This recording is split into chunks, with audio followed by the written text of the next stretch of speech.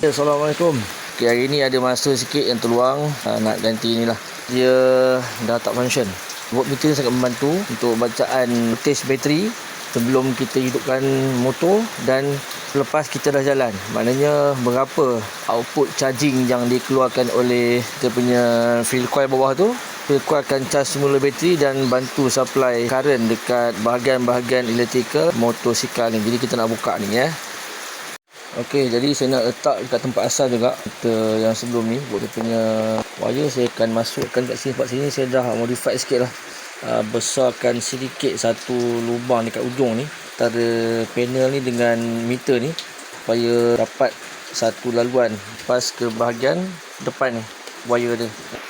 So kita akan tarik macam ni, letak situ lah. Right.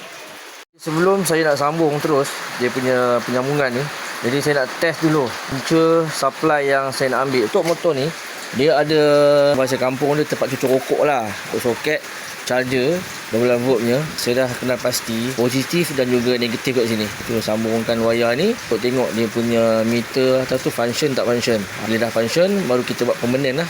Penyambungan telah pun saya buat. Positif supply saya ambil pada sini.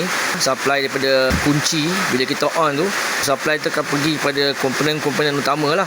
Termasuklah pada soket ni. Soket cucuk rokok ni. Yang hitam saya sambung dekat negatif ni lah. So kita akan on kunci.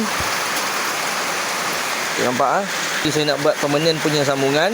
Wiring pun dah dikemaskan lah. Dah ikat semua, load cantik cantum. Last try.